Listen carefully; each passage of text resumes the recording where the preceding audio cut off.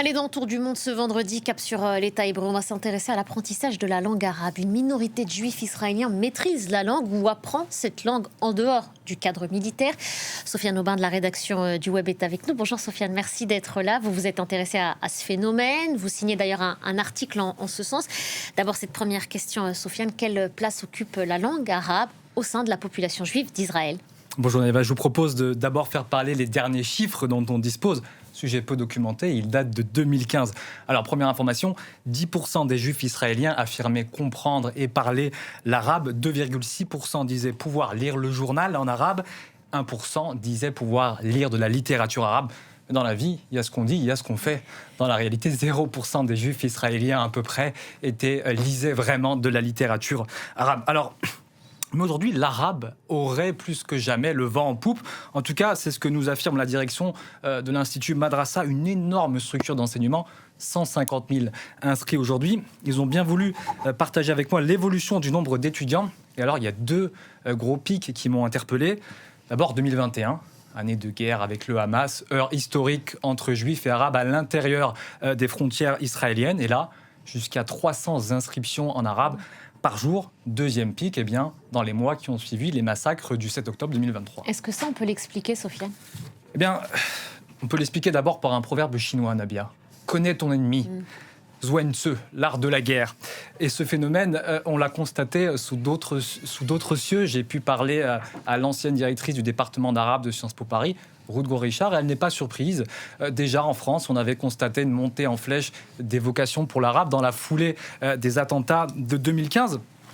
Et la langue arabe, c'est une arme israélienne.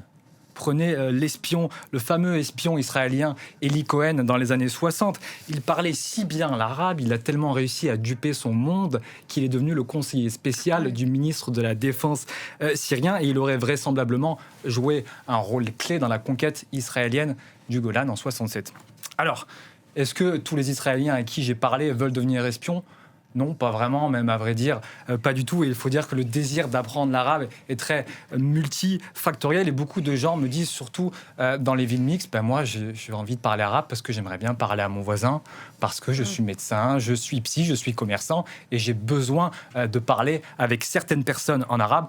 Il y a une réalité qu'on a tendance à oublier, c'est que 20% des citoyens israéliens sont des arabes. Et d'ailleurs, l'arabe était une langue officielle d'Israël jusqu'en 2018. Et vous le rappelez d'ailleurs dans votre article vers lequel je renvoie, il y a environ la moitié de la population juive, vous allez confirmer ce que je dis, d'Israël, qui est originaire justement du monde arabe. Tout à fait, les juifs Mizraïm, on dit en hébreu. Et lorsque ces populations se sont installées en Israël dans les années 50, beaucoup parlaient arabe, évidemment, sans surprise, sauf que ce lien s'est étiolé.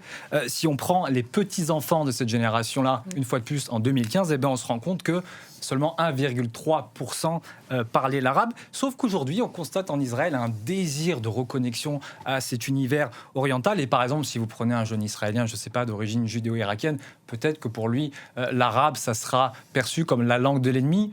Mais dans son histoire familiale, c'est aussi la langue de mamie, si j'ose dire. Et pour ces gens-là, l'arabe, c'est pas tant un pas vers l'autre qu'un retour à soi. Et je crois que la chanteuse Netta El-Kayam, elle est originaire d'une famille qui vient de Tinrir, au Maroc, le dit et le résume assez bien. Ma langue juive, c'est l'arabe. Et quel effet a eu justement le 7 octobre 2023, alors du coup, Sofiane, sur cet intérêt pour la langue arabe ? D'abord, beaucoup de souffrance, beaucoup de douleur, un peu de confusion, parce que l'arabe, c'est la langue qui est parlée par les assaillants du Hamas quand ils tuent et quand ils violent des civils ce jour-là. Un homme à qui j'ai parlé s'était lancé dans l'arabe quelques semaines avant, et il confie ce jour-là à son professeur, c'est difficile d'apprendre la langue de gens qui, ce jour-là, n'ont pas considéré l'autre comme un être humain.